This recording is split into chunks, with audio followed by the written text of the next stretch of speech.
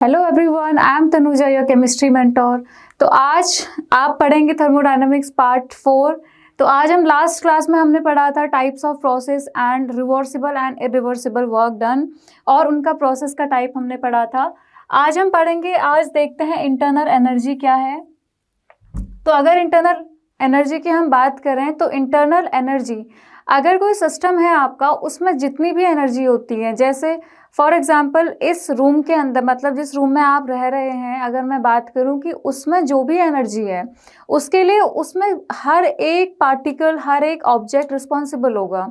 ठीक है, तो वैसे ही कोई भी सिस्टम में, कोई भी सराउंडिंग में जो भी एनर्जी होती है मॉलिक्यूलर लेवल पे, वो सारी एनर्जी रिस्पॉन्सिबल होती है टोटल ओवरऑल इंटरनल एनर्जी के लिए।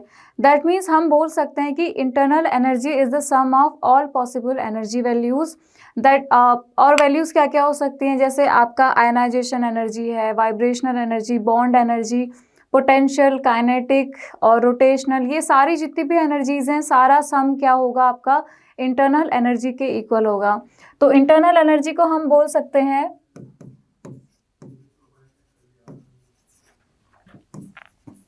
sum of all possible energies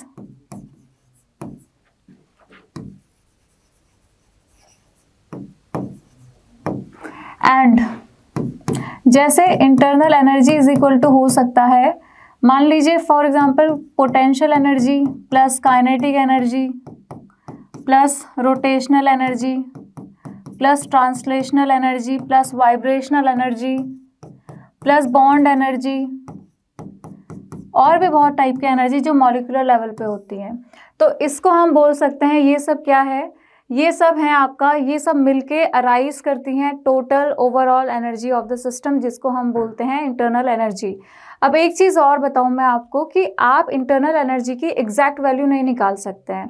आप इसलिए नहीं निकाल सकते हैं क्योंकि अगर आप निकालने जाएंगे तो वहाँ पे बहुत सारे चेंजेस होते हैं मॉलिक्यूलर लेवल पे, तो इसीलिए आप एग्जैक्ट वैल्यू तो नहीं निकाल सकते हैं, बट हाँ आप चेंज इन इंटरनल एनर्जी निकाल सकते हैं। मतलब मैं क्या बोलूं कि exact value of internal energy can not be determined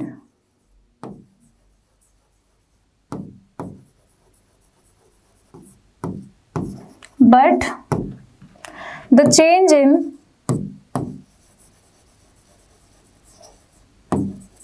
internal energy can be calculated।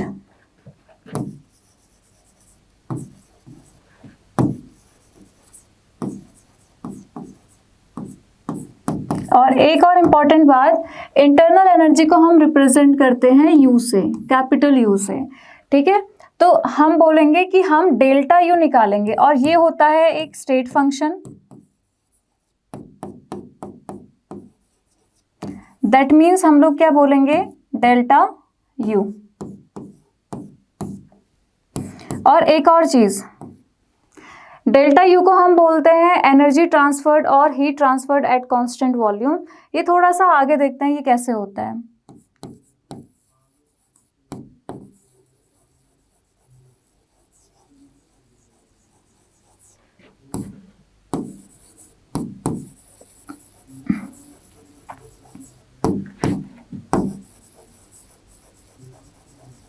मतलब QV is equal to delta U. QV क्या है, heat transferred at constant volume, V is for volume and Q stands for heat, is equal to आपका change in internal energy. तो ये हो जाएगी आपकी internal energy को अगर मैं डिफाइन करूँ तो ये उसके लिए ये सारी चीज़ें हो जाएंगी। एक जनरलाइज वे में अगर मैं बात करूँ तो इंटरनल एनर्जी का कहाँ पे यूज़ होता है, उसका यूज़ होता है फर्स्ट लॉ ऑफ थर्मोडायनामिक्स में। कैसे, देखिए अगर सिस्टम की कोई भी एनर्जी है तो उसमें हम चेंज किन किन तरीके से ला सकते हैं। उसमें चेंज लाने के तरीके होते हैं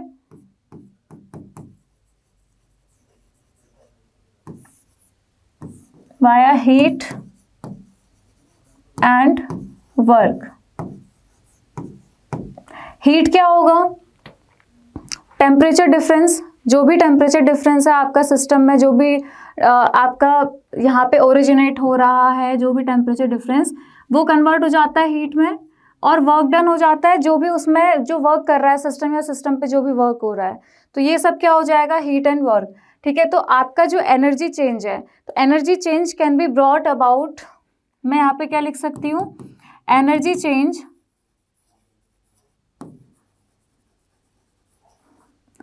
can be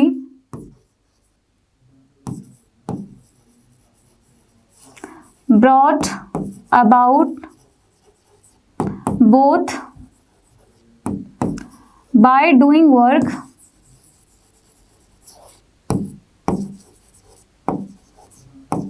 and change in heat. तो इस तरीके से हम इसमें चेंज ला सकते हैं एनर्जी में। अब जो फर्स्ट लॉ ऑफ थर्मोडायनामिक्स है ये किस बारे में बात करता है, इसकी बात करते हैं। ये बात करता है बच्चों law of conservation of energy.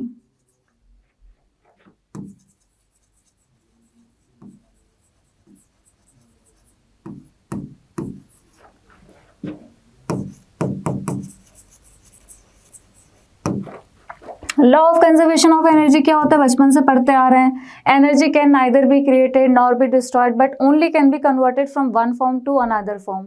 तो मैं क्या लिख सकती हूँ इसका statement, energy can neither be created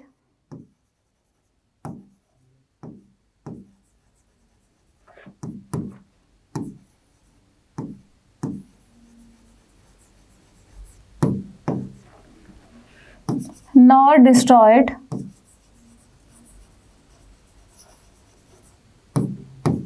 but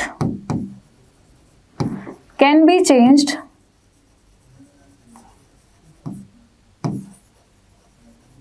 from one form to another।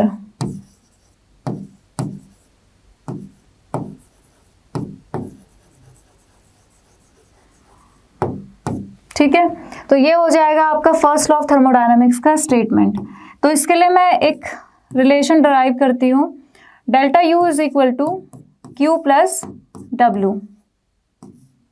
यही हमने किया है यहाँ पे, ये वाली इक्वेशन को मैंने ऐसे लिख दिया कि चेंज इन इंटरनल एनर्जी या energy is brought about by both doing work and change in heat या टेम्परेचर डिफरेंस। तो delta U is equal to Q plus W, ये इक्वेशन आ जाती है आपकी फर्स्ट लॉ ऑफ थर्मोडायनामिक्स की। ठीक है, तो इसकी हेल्प से हम लोग देखते हैं साइन कन्वेंशन। साइन कन्वेंशन मतलब हीट और वर्क के लिए क्या क्या साइन कन्वेंशन होते हैं। ठीक है, हीट के लिए एंड वर्क के लिए, इन दोनों के लिए अब हम पढ़ेंगे साइन कन्वेंशन। अगर मान लीजिए आपने सिस्टम पे वर्क किया है या सिस्टम वर्क कर रहा है या फिर heat is absorb by the system और heat is released by the system, तो उसके लिए साइन कन्वेंशन क्या है। सबसे पहले एक यहाँ पे हम लोग बॉक्स बना देते हैं।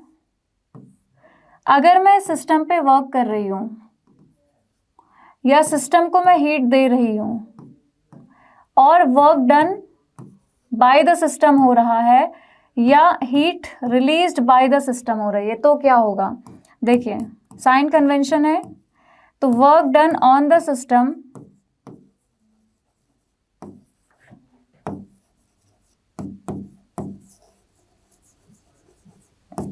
is positive and work done by the system is negative.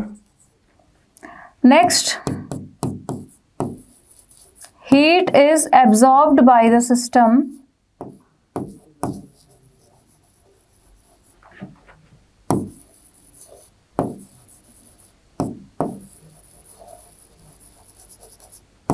ये हो जाएगा आपका positive and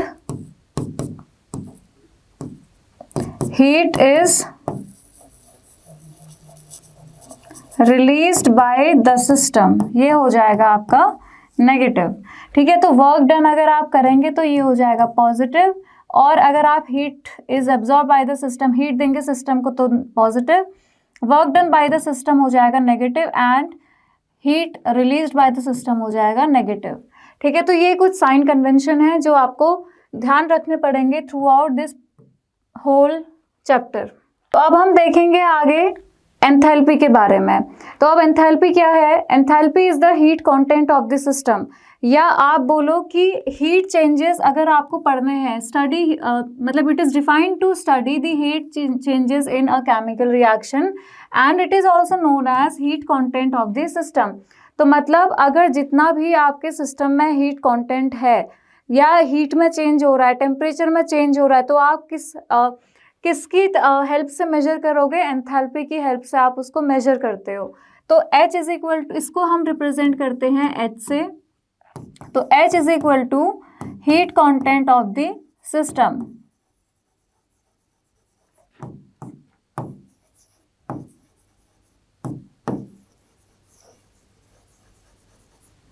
H is equal to है आपका heat content of the system. अब देखिए ये होता है आपका स्टेट फंक्शन, तो इसमें भी हम क्या करेंगे? चेंज इन एंथैल्पी हम डिटरमाइन करेंगे। अगला नेक्स्ट पॉइंट, इसको हम बोलते हैं, जैसे हमने यू को क्या बोला था, इंटरनल एनर्जी को क्या बोला था कि आपका हीट एक्सचेंज, इसको हमने बोला था heat transferred at constant volume, इसको हम बोलते हैं heat exchange at constant pressure या heat transferred at constant pressure.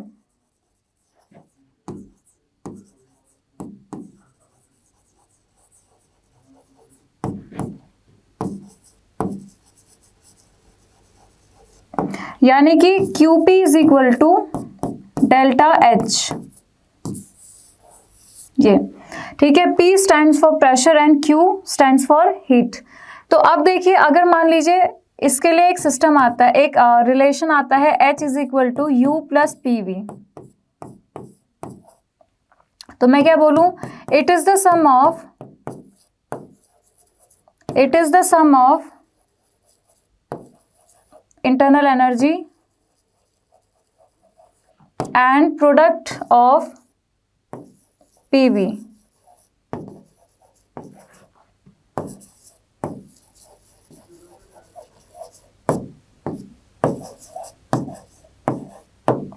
या प्रेशर वॉल्यूम। अब मेरे को अगर चेंज डिटरमाइन करना है तो मैं कैसे करूंगी? Delta H is equal to delta U plus delta PV, ठीक है। एट कांस्टेंट प्रेशर क्या हो जाएगा? अगर यहाँ पे कांस्टेंट प्रेशर है तो delta H is equal to delta U plus P delta V, और एट कांस्टेंट वॉल्यूम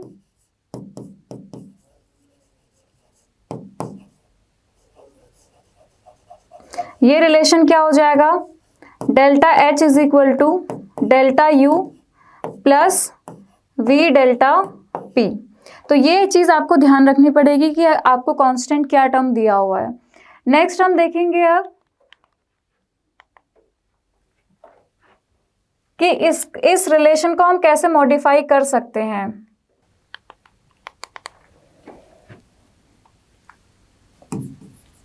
या relation between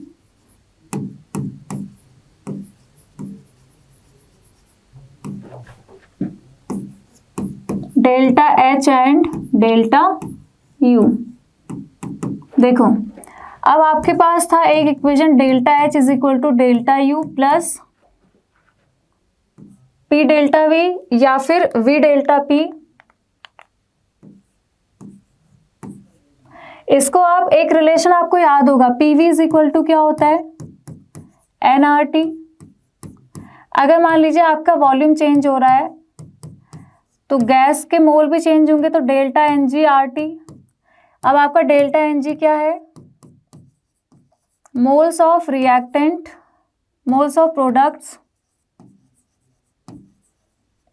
minus moles of reactants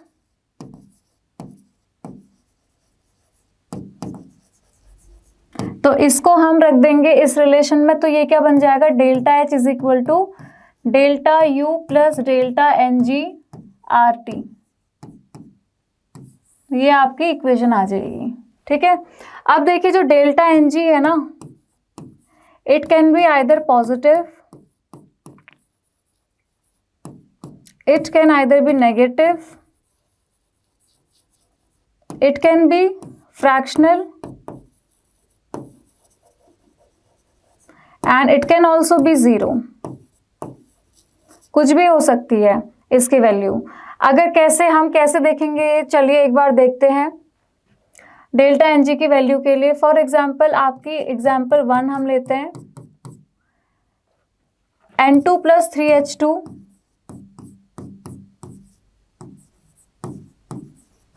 gives 2NH3। तो यहाँ पे डेल्टा एन जी क्या हो जाएगा, moles of products, gaseous moles of product होना चाहिए यहाँ पे, ठीक है, आप गैशियस मोल्स हमेशा लेंगे। तो डेल्टा एन जी हो जाएगा 2 - 4, तो कितना आ गया, -2, ठीक है। अगली इक्वेशन हम देख लेते हैं,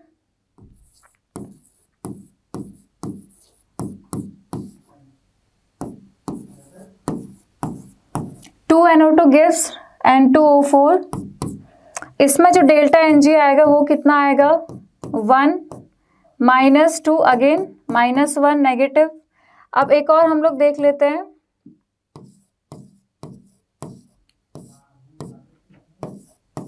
SO2 + ½ O2, ये सब गैस है। तो यहाँ पे डेल्टा एन जी कितना आ जाएगा, देखो 1 + 1/2 यानी कि 3/2 -1, तो कितना आ गया, 1/2। तो डेल्टा एन जी आ गया आपका 1/2, मतलब फ्रैक्शनल आ गया, ठीक है। तो यहाँ पे कुछ भी हो सकता है डेल्टा एन जी की वैल्यू, ये आपको क्लियर होनी चाहिए। अब इसके बेसिस पे हम लोग देखते हैं delta H and delta U के बीच में रिलेशन। अब देखो हमें पता है delta H is equal to क्या है, delta U plus delta N G R T.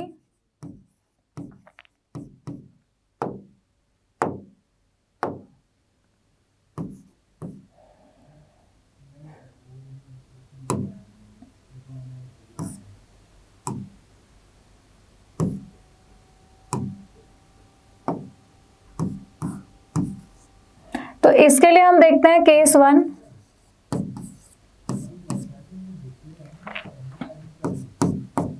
If delta N G is greater than 0 या इज ग्रेटर देन 1, ठीक है, मतलब 0 मतलब पॉजिटिव हो सकता है। अगर डेल्टा एन जी पॉजिटिव है तो जो डेल्टा एच होगा then delta H will be greater than delta you.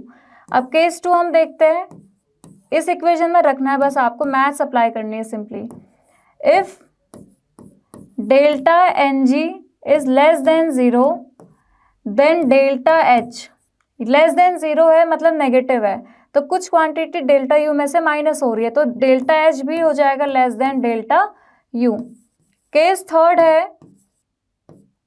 If delta N G is equal to 0, तो जो आपका डेल्टा एच हो जाएगा वो किसके इक्वल आ जाएगा, डेल्टा यू के इक्वल आ जाएगा, ठीक है। तो ये चीज़ आप लोग एकदम ध्यान रखना कि किस तरीके से आपने relation between delta H and delta U निकाला है with the help of delta N G. मतलब डेल्टा एन जी क्या था, moles of products minus moles of reactant, या आप बोलो कि gaseous moles of products minus gaseous moles of reactants. आपको सॉलिड्स के मोल नहीं लेने होते हैं, आपको सिर्फ गैशियस मोल्स लेने होते हैं, ठीक है। चलिए तो ठीक है, आज के लिए इतना ही। अब हम पढ़ेंगे अगली क्लास में आगे हीट कैपेसिटी के बारे में। बने रहिए हमारे साथ। Thank you so much everyone.